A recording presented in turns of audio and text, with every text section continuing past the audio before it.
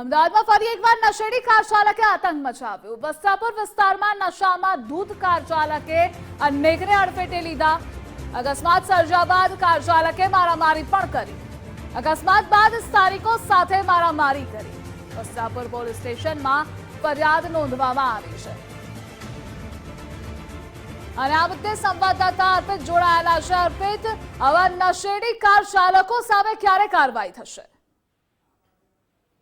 વસ્ત્રાપુરના Himalaya mall પાસે આ ઘટના બની હતી, જેમાં નશાની અવસ્થામાં કાર ચાલક નીકળ્યો હતો અને અકસ્માત સર્જી દીધો। અકસ્માત સર્જ્યા પછી સ્થાનિક લોકોના ટોળા એને ઘેરી વળ્યા હતા। સ્થાનિક લોકો સાથે પણ એને ગાળાગાળી કરી હતી, મારામારી કરવાનો પ્રયાસ કર્યો હતો। ઘટનાની જાણ થતાં પોલીસ ઘટના સ્થળે પહોંચી હતી અને કાર ચાલક છે એને પકડી પાડ્યો હતો।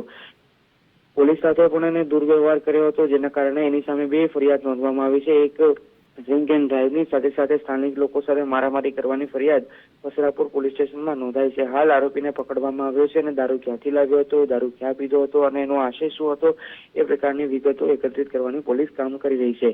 કેમ કે હવે અમદાવાદ શહેર પોલીસ આક્રમક બની છે અને પાછલા કેટલાક દિવસોમાં અસામાજિક તત્વો, લુખ્ખા તત્વો સામે સખત કાર્યવાહી કરી રહી છે।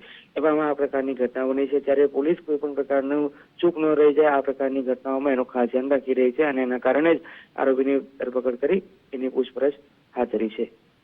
જી અર્પિત, જોડાવા બદલ આભાર આપનો।